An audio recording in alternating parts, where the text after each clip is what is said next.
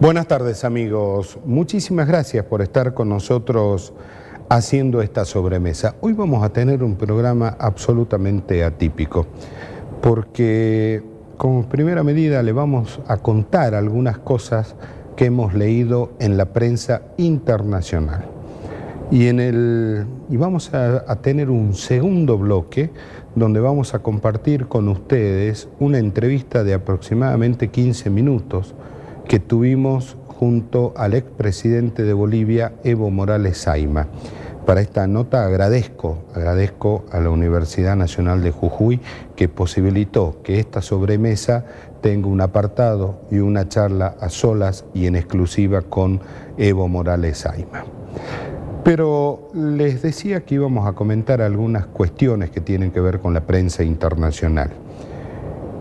Y es hora y es tiempo que algunos grandes medios europeos empiecen a ocuparse y a mirar con profundidad la figura de Javier Milei.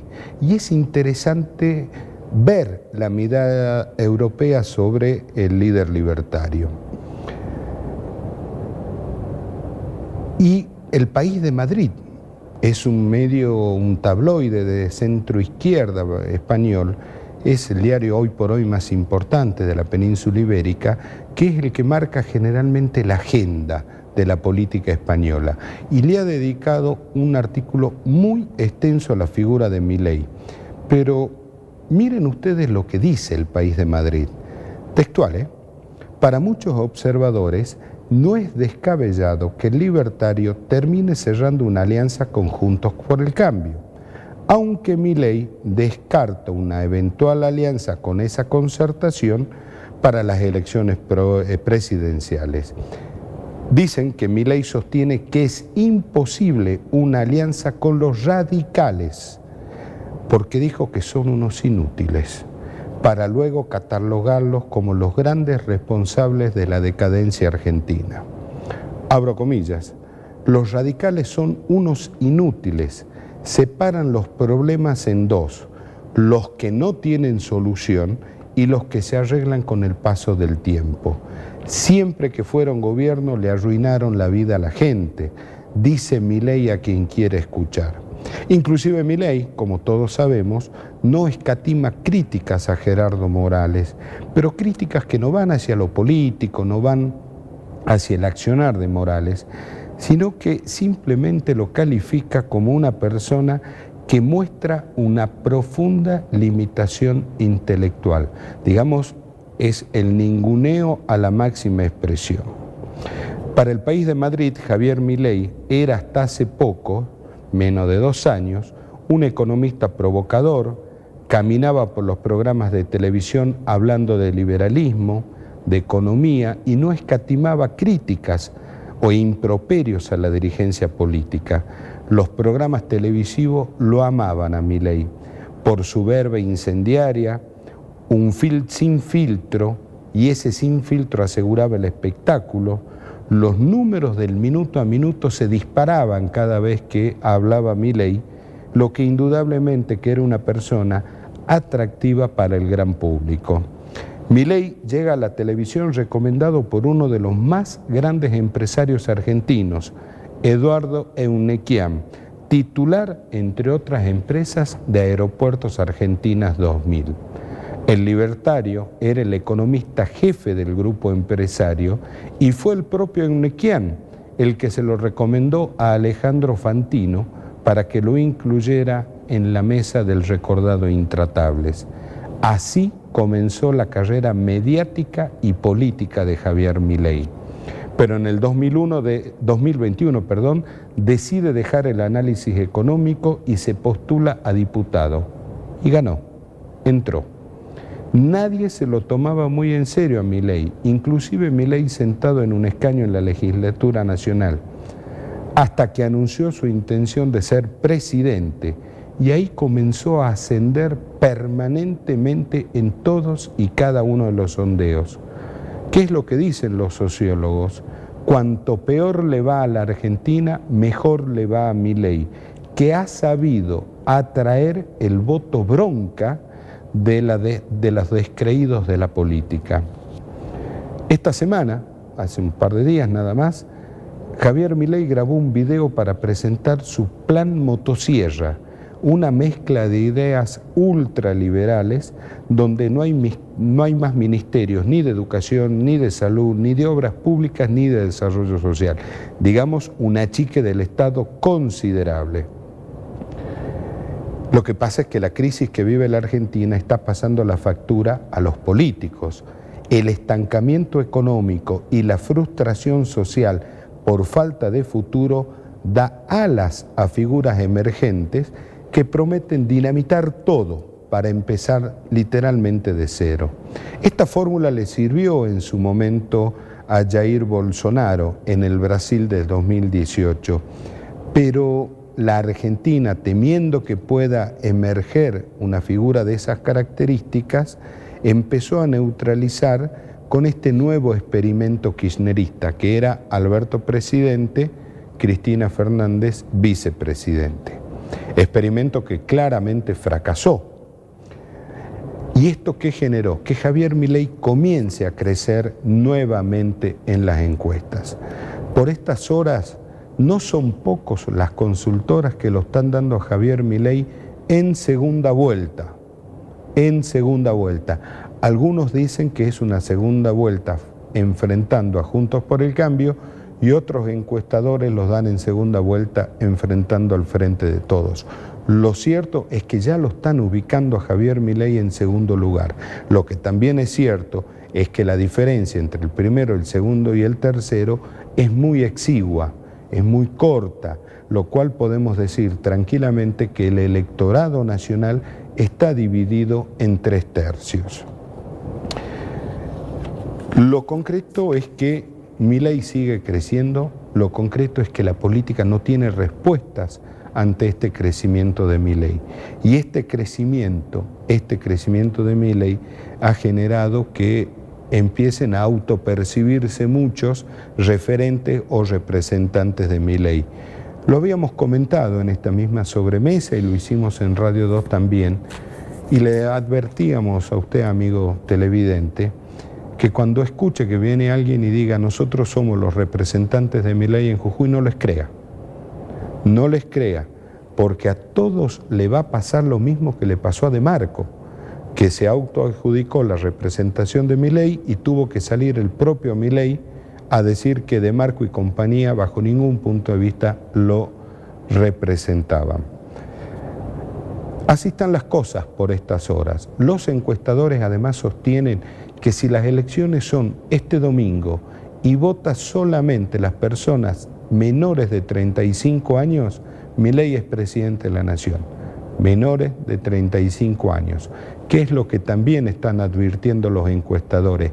Que esta franja etaria va creciendo. ¿Qué es lo que hay que tener en cuenta? Y esto es estadístico también.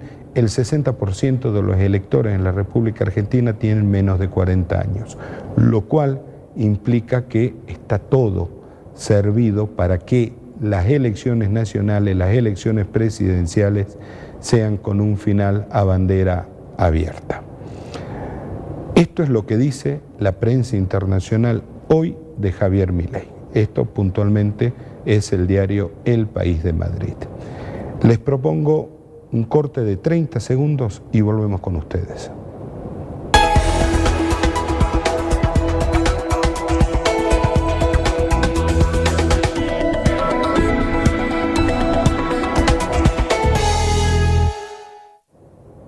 Hay algunas cuestiones muy interesantes que me parece que hay que cuanto menos mirar lo que ocurre en Bolivia.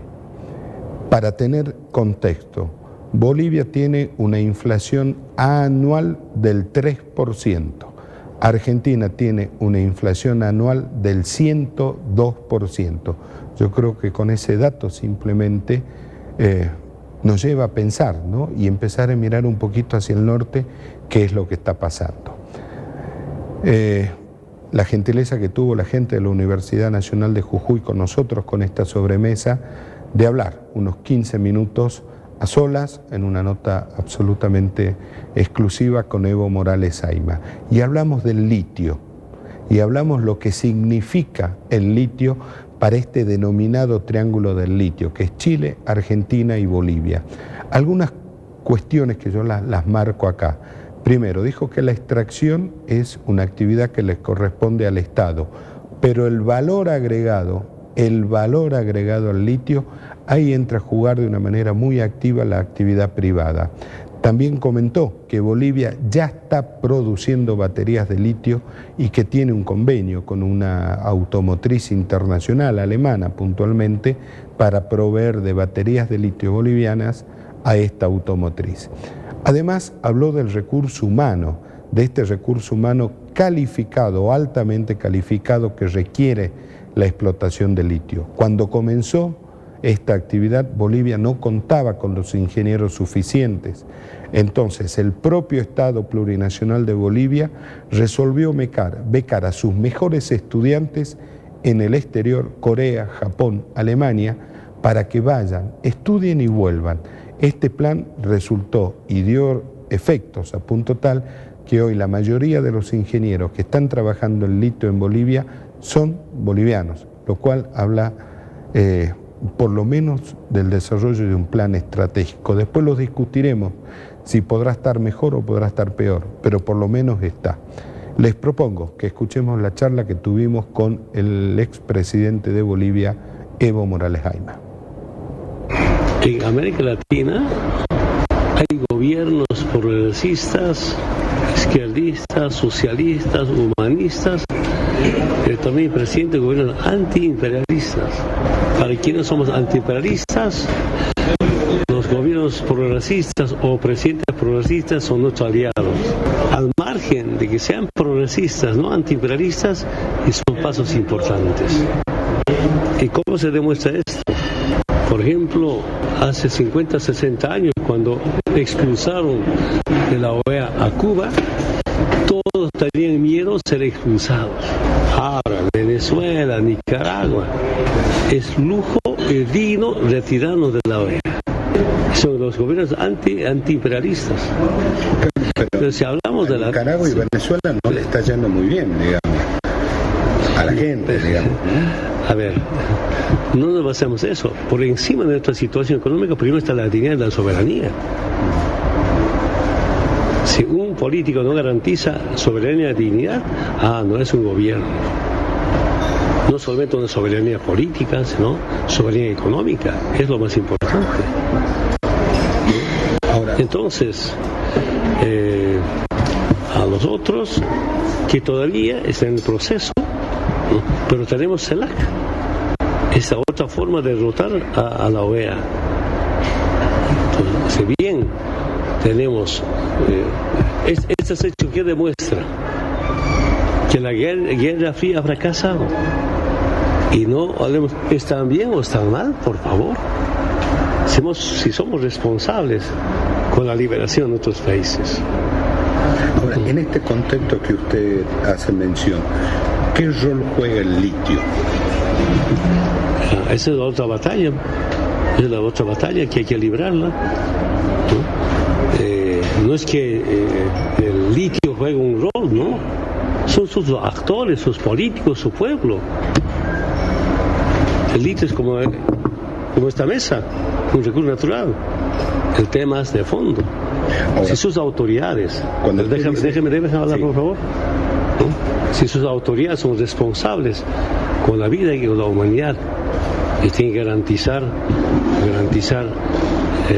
pues la soberanía económica, a una liberación política, social, cultural, si no la acompaña con una liberación económica, esa liberación no tiene. La liberación económica, y me quedo en el litio, es lo que hizo usted, por ejemplo, en Bolivia con la política de gestión del litio, nacionalizarlo y a partir de ahí hacer que el recurso llegue más, las utilidades equitativamente a la población. No solamente con el litio. El 1 de mayo de 2006 yo nacionalicé los hidrocarburos.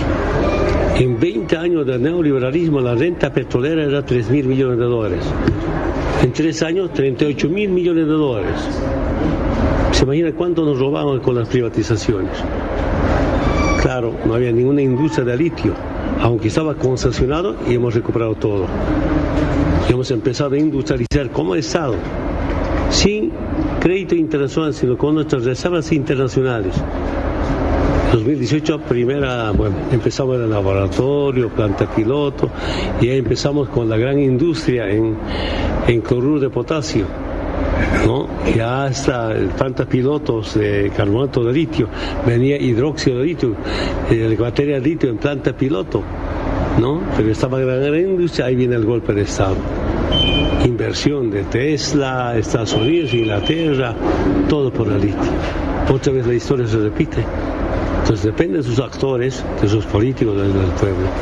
Esa es nuestra gran verdad. Y felizmente el pueblo no se equivoca, pese al golpe. A un año exactamente recuperamos el poder político como pueblo y ahora estamos batallando para retomar todos los programas que teníamos. El programa que hicimos como país, instalar 41 plantas en 3 lugares, bueno, en varios, pero especialmente en Uyuni, Cuipasa y Pasto Grande. Algunas plantas en las ciudades, en centros mineros, por ejemplo, para las láminas de cobre que necesitan la batería de litio. El segundo, 16 industrias solo de litio. Carbonato de litio, hidróxido de litio, batería de litio y otros más. Y otras plantas para insumos, y otras plantas para subproductos como alimento y medicamento. Todo un plan rumbo a 2029. ¿Cuál fue la clave? Ese ha sido frustrado, porque el imperio se informó de nuestro plan que teníamos. Entonces, ¿cómo va a permitir, además de eso, que un indio encabece la industria del litio? Yo decía, un momento, no solamente es golpe al litio, sino del gringo al indio. Pero para evitar que industrialicemos nuestro litio. Ahora, presidente, ¿cuál fue la clave para que hoy Bolivia esté produciendo batería de litio? Porque si yo me quedo, no lo quiero meter en cuestiones internas de otro país, pero en Argentina venimos remando con la historia de la fábrica de batería y salvo en La Plata no hay más. Y acá en Jujuy se anunció hace 8 años la fábrica de batería.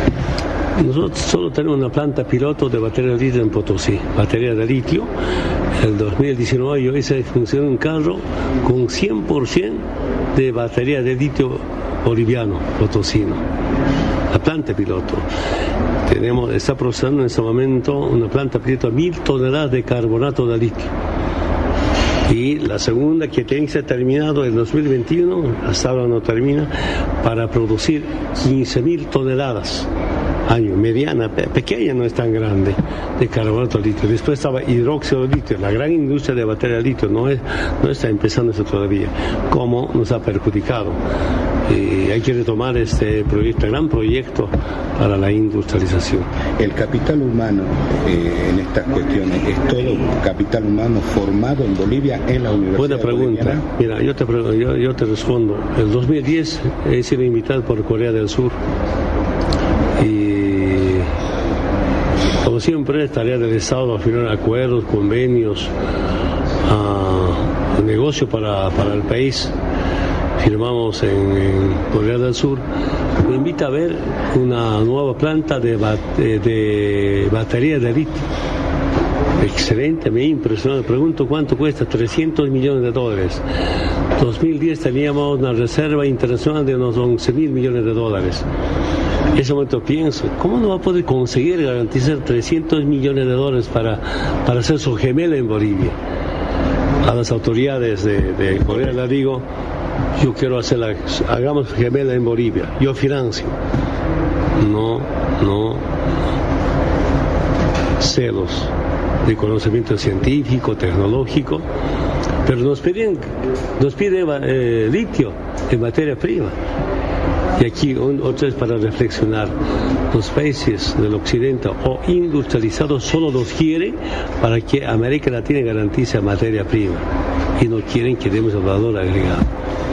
A mí me ha hecho pensar seriamente eso.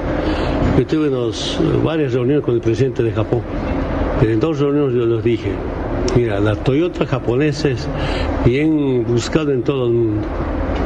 Ensamblemos Toyota japonesa en Bolivia, pero con batería de litio boliviano. El presidente dice, sí, estudien. Diplomáticamente dijo no. Ahora, ¿cómo romper? Al escuchar, especialmente a Corea del Sur, algunas empresas privadas de Europa, yo dije a Álvaro, tengo que empezar de cero la industrialización. Empezamos en laboratorios. Y ahí hemos contratado expertos extranjeros, pero con expertos que dirigen a las nuevas generaciones, jovenzuelos, laboratorios. Ya después de las plantas pilotos, ya han aprendido los jóvenes, ya no necesitamos, ya afuera es extranjero. Ya empezamos como Bolivia, así empezamos. Creo que necesitamos inicialmente tener expertos internacionales. Después, ¿qué hicimos? Primera vez en mi gestión, el Estado empezó a becar a los mejores alumnos, que las universidades que aprobaron por excelencia, becados a las mejores universidades, ¿no? Para hacer maestría, doctorado y que vuelvan con ese conocimiento. Estuve en ese proceso, ese paro. Estamos en la tarea de y ahora ya están con profesionales propios bolivianos trabajando en esto. Tenemos, no es suficiente, hay que seguir formando, ¿no? Que tenga mayor conocimiento, pero no solamente conocimiento, también experiencia en gestión pública. Ahora, presidente, está el famoso triángulo del litio, Chile, Bolivia y Argentina. Bolivia vemos que tiene esta lógica que usted acaba de plantear, que no tiene nada que ver con la lógica de Chile y Argentina. Acá es extractivismo y salen los camiones para afuera. ¿Nos salvamos todos juntos o alguien se puede salvar solo de esto? Hay que debatirlos. Cada país tiene su propia particularidad. No, en Bolivia los recursos naturales, la tierra, está bajo la administración del gobierno nacional. Eso nos une a todos los bolivianos. Entonces, en Bolivia, pues, que las transnacionales no entran en la parte extractiva. Y no va a entrar por norma y por constitución. A lo extractivo. Claro. Pero el privado sí puede aportar en lo que es la industrialización. Puede participar, podemos ser socios. Pero además de eso, por constitución, el mayor porcentaje corresponde al Estado, no al privado. Presidente, en la última pregunta, los sacos del litio. Usted cuando fue presidente hizo el tendido de alta tensión Juan Azurduy de Padilla, desde Tarija hasta Tartagal, si no me equivoco. ¿Eso se puede replicar de otra manera para hermanar más los pueblos y seguir teniendo esas relaciones comerciales? Sí, hemos empezado, no me acuerdo exactamente si con Néstor o Cristina debatimos. Es muy interesante la historia. Cuando llega a la presidencia, Tarija tenía una demanda de 50 megavatios, pero Tarija no estaba conectado al SIN, al Sistema Interconectado Nacional. Entonces, en Tarija, un empresario privado argentino generaba 7 megavatios y todo entraba energía de Argentina a Tarija. Y llegamos primero, conectamos al SIN, ¿no? Y segundo, instalamos una planta termoeléctrica en Yacuiba, Tarija. Generamos cerca de 500 megavatios y nos sobran, ¿no? Y después decidimos cómo exportar o importar acá. Ese es el tendido, Juan Azurduy. Es el tendido. Usted no les falta energía, ¿no? Me decían sus autoridades, exautoridades, traer desde el central es más caro que comprar de Bolivia. Claro, uno tiene que ver la parte económica, es un buen negocio. Pero eso es la hermandad de los pueblos. Claro, eso compartir en base a la hermandad. Así es, sí, eso se puede ampliar y continuar. En algunos casos, en temas, por ejemplo, a ustedes les necesitamos en tema de tecnología. Yo de Cristina compré cantidad de carros, ambulancias, los 700, en vez de estar importando ambulancias de Estados Unidos, Europa o Asia, prefiero comprar pues de Argentina, ¿no? Como 500 ambulancias. También que nos compre algo, pues, es el balance comercial. Claro. Porque todos ganamos, se trata de eso. Gracias, presidente. Muchas gracias. Muchas gracias. Muchas gracias.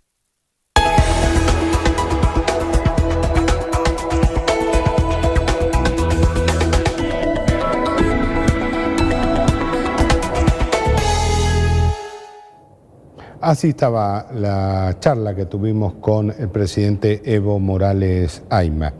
Le digo presidente a propósito porque me gusta esa figura, ¿no?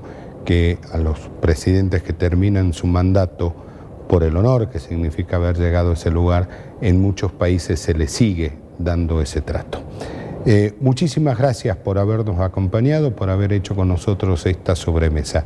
Dios mediante nos vamos a volver a juntar y ahora por favor quédese que ya viene Palpala Hoy.